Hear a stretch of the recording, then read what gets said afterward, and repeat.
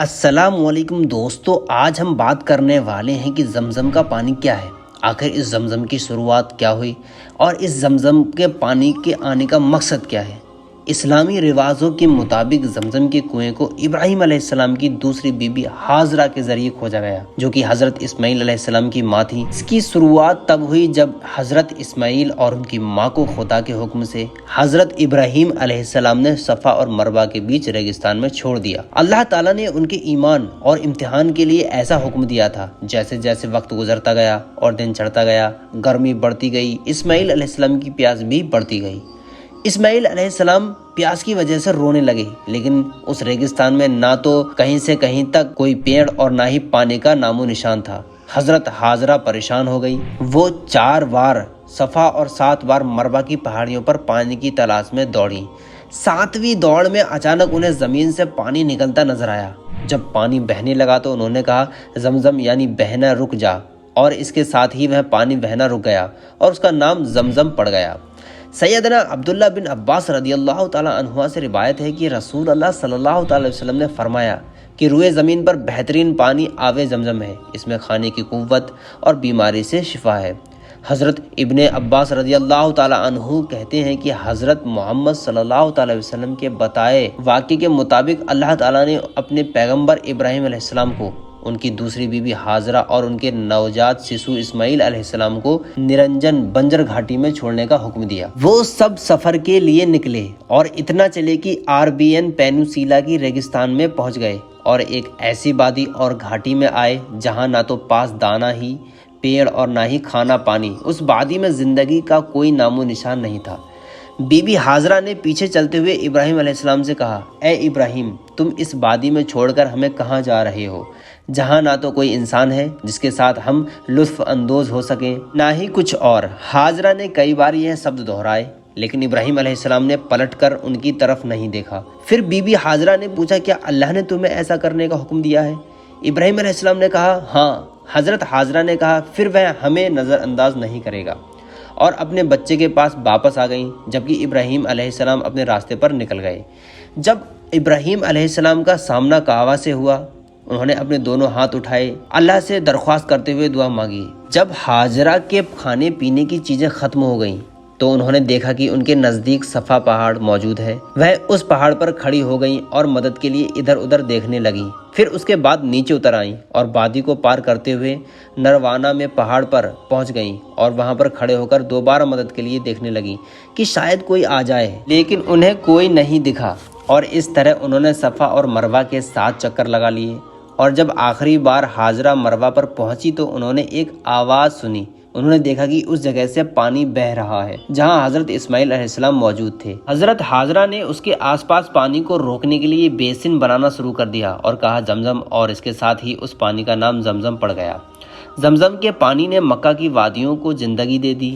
حضرت حاجرہ نے سنا کہ جبرائیل علیہ السلام ان سے کہہ رہے ہیں کہ اپنے گھر انداز کیے جانے پر خوف زدہ مت ہو، یہ اللہ کا گھر ہے جو اس بچے اور اس کے باپ کے ذریعے بنایا جائے گا، اور اللہ اپنے لوگوں کو کبھی نظر انداز نہیں کرتا۔ حضرت حاجرہ وہاں تک اکیلی رہیں جب تک کہ زہرم قبیلے کے لوگوں کا وہاں سے گزر نہیں ہوا۔ انہوں نے پوچھا کہ کیا ہم لوگ یہاں تمہارے ساتھ رہ سکتے ہیں؟ حضرت حاجرہ نے جواب دیا، ہاں، لیکن تمہارا اس پانی پر کوئی حق نہیں ہوگا۔ اس بات پر راضی ہو گئے۔ حضرت حاجرہ علیہ السلام ایک بہترین سوداگر تھی۔ انہوں نے کارواں میں آنے والے لوگوں کو سامان کے بدلے میں پانی دینا شروع کر دیا، اور اس کی وجہ سے پراچین مکہ شہر عرب کا ایک بہترین بیپارک کیندر بن گیا۔ سالوں بعد جب ابراہیم علیہ السلام اپنے بیٹے اسماعیل علیہ السلام کے پاس واپس آئے، اللہ نے انہیں حکم دیا کہ وہ عبادت کے لیے ایک گھر کا نرمان کریں۔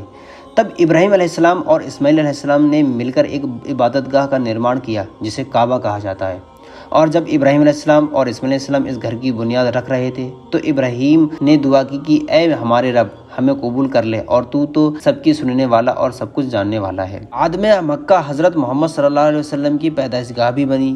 اللہ تعالیٰ نے حضرت محمد صلی اللہ علیہ وسلم کو حکم دیا کہ وہ تمام دنیا کے مسلمانوں کے لیے کعبہ کو سینٹر بنائیں۔ خدا نے کعبہ کو جو اس کا محترم گھر ہے اور حرمت والے مہینوں کو اور قربانی کو اور اس جانور کو جس کے گلے میں قربانی کے واسطے پٹے ڈال دیے گئے ہیں، لوگوں کے امن قائم رکھنے کا سبب قرار دیا۔ یہ اس لیے کہ تم جان لو کہ خدا وہ سب جانتا ہے جو کچھ آسمانوں میں ہے اور جو کچھ زمینوں میں ہے۔ یہ بھی جان لو کہ بے شک خدا ہر چیز پر قادر ہے۔ جب مکہ کے لوگ اپنے پاک زندگی سے بھٹک گئے اور زہرم قبیلہ مکہ چھوڑ کر چلا گیا اور انہوں نے ذاتے ہوئے زمزم کے پانی کو اور اس کے کنویں کو اچھے طریقے سے چھپا دیا تاکہ مکہ کے پت برشت لوگ اس کے فائدے سے محروم ہو جائیں، وقت بیتتا گیا اور دھیرے دھیرے لوگ یہ بھی بھول گئے کہ زمزم کا کنواں کہاں پر استھت تھا۔ کئی صدیاں بیت گئی، یہاں تک کہ حضرت محمد صلی اللہ علیہ وسلم کے دادا ابو مطلب کو خدا کی طرف سے ایک پیغام ملا جس میں انہیں زمزم کے کنویں کی جگہ بتائی گئی۔ جب 3 راتوں تک عبد المطلب کو یہ خواب آیا تو انہوں نے زمزم کے پانی اور اس کے پرانے کنویں کو کھوجنے کی کوشش شروع کر دی اور کامیاب رہے،